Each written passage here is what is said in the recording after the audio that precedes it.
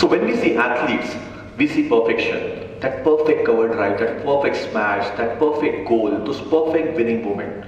But what we don't see is actually those losses behind the closed doors, or those tough moments, the moment of doubt, those injuries. If you look at it, life and sports are very much similar in those lines. The truth is, nobody's perfect.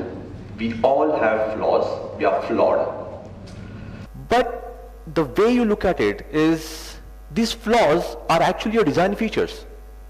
I learned something like this on the football field, on a cricket ground, in a swimming pool, or a badminton court. I did not learn this thing in the classroom. That's why I personally feel the sports is the greatest teacher and a playground is the greatest classroom that I ever got.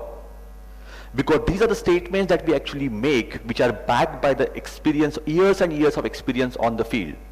Sports doesn't need to be competitive. It just asks you to be there. It's a way of life. And that's why it's me, Siddharth Deshmukh, designed by sports and built for life. So I'm going to tell you about the story of a boy, a young boy called Siddharth. Grew up in a doctor's family, both the parents really busy with their day-to-day life, but what I saw while growing up, they used to be home at night and actually play table tennis. All the stress of the whole day was actually gone. So doing that, what actually happened is I saw the change in the energy when they were playing table tennis. It was not competitive, it was actually recreational. And if I look back now, that was actually by programming, that sports has a power to change something. Being a Mumbaikar, cricket was my obvious choice. I had no prize for guessing, but I was playing cricket, I was good at it. In fact, I had a chance to be the ball boy when Tendulkar and Kambli actually made the world record thing. But when I saw that, I think something struck me. I'm good, but not that good. And that's where I said, I think what I learned from this is just being practical and not being emotional. But I did not quit. I just said I can upgrade myself. I chose a sport which was more of an individual sport. I moved to badminton, and that was the time, 1992, when the badminton actually came into Olympics for the first time. I loved that sport. I went on the field and I just felt in love with it. I thought I can never love anything beyond cricket, but I think this is something that is now my forever love, badminton. I played well. I was doing really well in my journey in badminton. I was competing at really good level, and then something happened. Something happened behind the closed door, and that's called an injury. I was completely shattered. I absolutely had no idea what is happening in my life. I started asking questions, why? Why is it happening to me?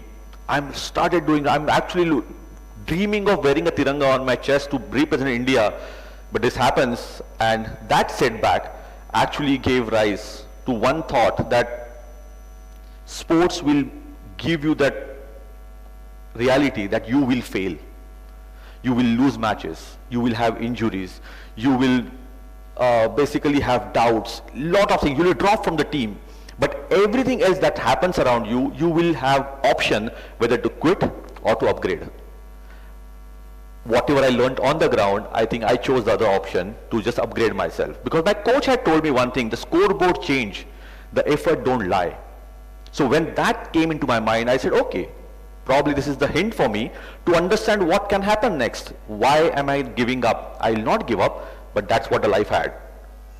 Moving on to next chapter of my life, which was kind of a little more of adolescent or the adult part of my life. I was in Mithibai College in Mumbai, so it was all filmy. And I was doing theater while in the school. So I said, okay, if not competitive badminton, can I do something in the movie business or something in the satellite TV was really in boom that time. So I said, can I do something about it? I tried, and luck had it, I got a job, I got a role in one serial. I don't want to take the name of the production house, but I got a role in the serial. There were 7 sisters, and I got a role of a boyfriend of third sisters. It wasn't that exciting. It was a start, but it wasn't that exciting. And probably more than me, my parents understood this is not where it's supposed to go. So they actually shipped me to Pune to do the safest possible thing in 90s, called computers. I came to Pune, 4 years of my life I spent on this, Believe me, in those 4 years, the only thing I understood, I do not like computers. I cannot be losing my sleep over a missing semicolon. So while doing something, finding out what can I do, I found out about MBA. It was a kind of a little easier thing. I could talk a lot, I could feel different side of it, and I don't want to code. So I did MBA, I did from SIBM, I did everything fine. I feel okay, now I have some vision, I have some goal for myself. Worked in IT, worked in banking on the business side of it, went to the US, had an American dream in my mind. Everything was going fine, perfectly fine. But something was not feeling right. What is that? And that's when something happened. MS Dhoni finished off in style and India won the World Cup for 28 years on 2nd April 2011. And this is what happened to me. Again confused. And luck had it, the same time, India started dreaming about sports, and I think the fire in me about sports started coming up. I saw the US team training for the 2012 London Olympics in Stanford campus. And I said, I think there are too many signs that I'm getting to be back in something that I really want to do. But can I be there? I'm in mid-30s by then. That all led to a lot of confusion. And the biggest question that everybody has, who am I? For a lot of people, probably including me and everybody sitting here, this question actually gives you the identity crisis, and the identity comes from titles. I'm a CEO, I'm a father, I'm a doctorate, I'm a PhD, I'm a professor. But actually, if I look at it, for me, my identity came from a swimming pool, in a swimming pool, on a football ground, on a cricket field, on a badminton court. I didn't have any other identity for myself. I was looking at where do I fit? What am I supposed to do? Okay, the life happened, injury happened, the computer happened, but the IT career, other career happened. Well, what am I supposed to do in the whole thing? So who am I started leading to these kind of questions. And I said, okay, this is what is happening, is fine. IT is not something that's exciting.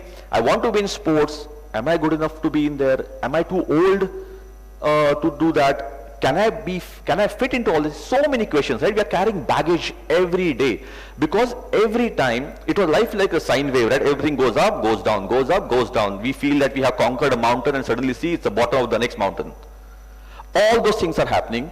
The who am I started getting. So I started writing down, and my wife helped me write those things down, those how to find answers to yourself, because sometimes we don't know how to find answers. We need the external help.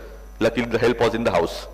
So in this case, actually what happened, I said, okay, my upbringing has been on 3 things. I've been a failed professional athlete. I'm a force engineer.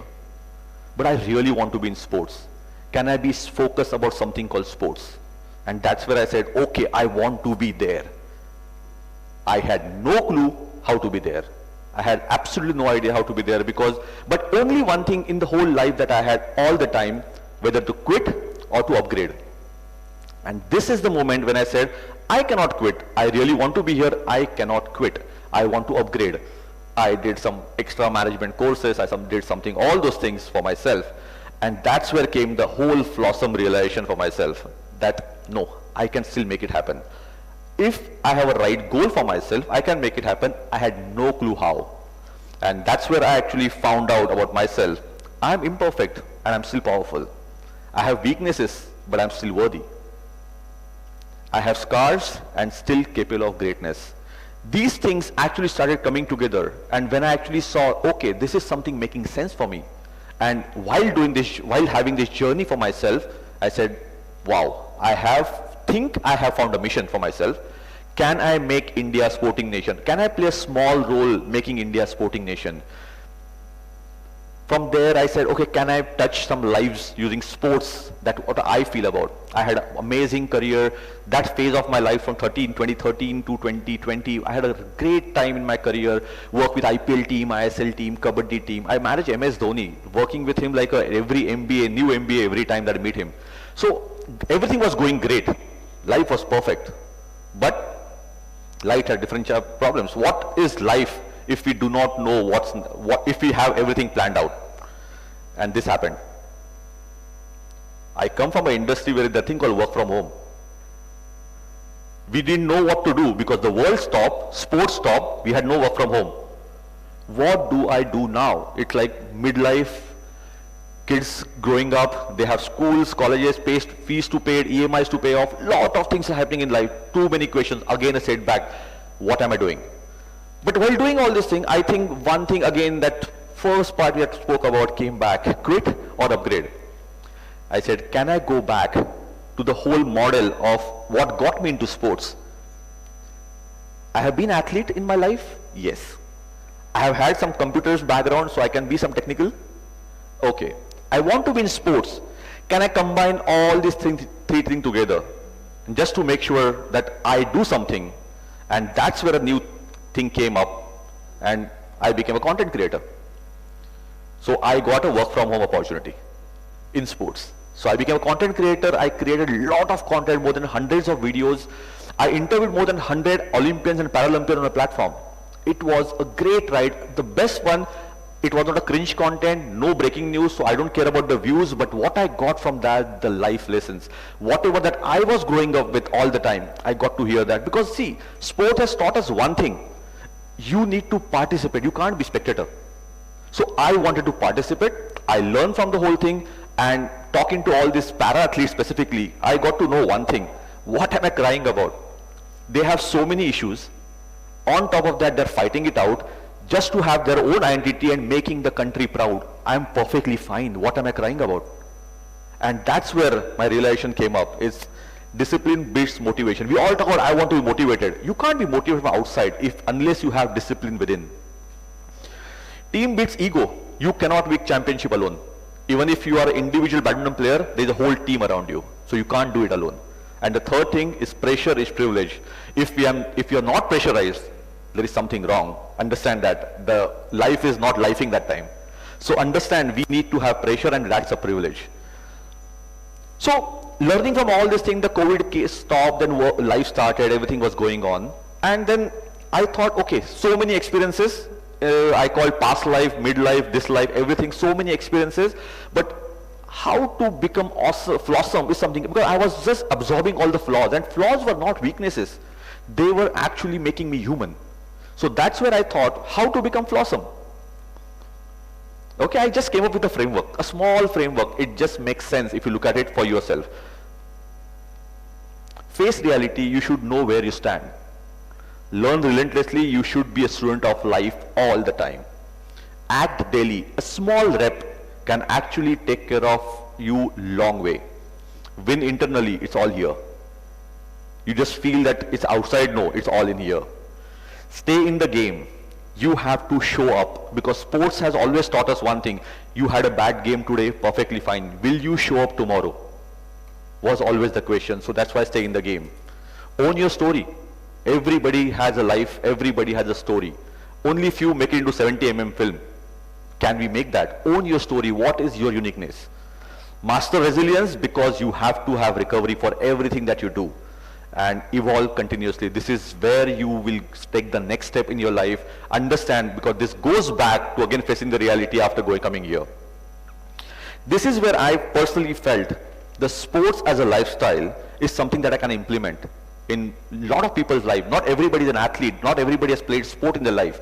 How can I implement this? And that's where I feel the sport teaches you how to play. Sports teaches you how to lead. Sports teaches you how to live.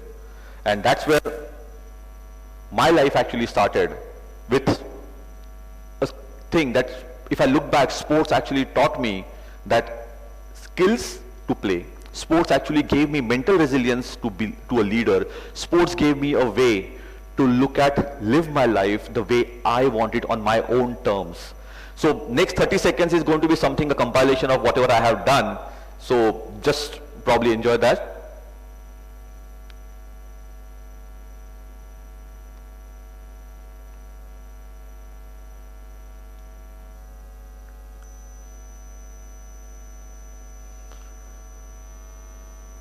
I got to work with amazing athletes day in and day out.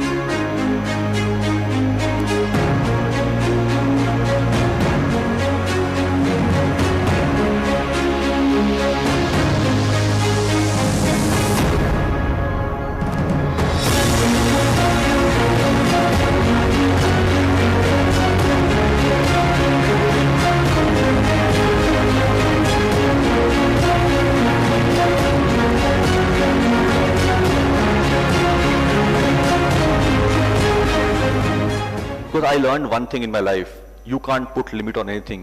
The more you dream, further you get. You don't. So now, if you look back if you look back at your own life, understand you are doubting yourself. There are flaws, there are issues, there are doubts about yourself. But understand that every athlete that you loved was flawed.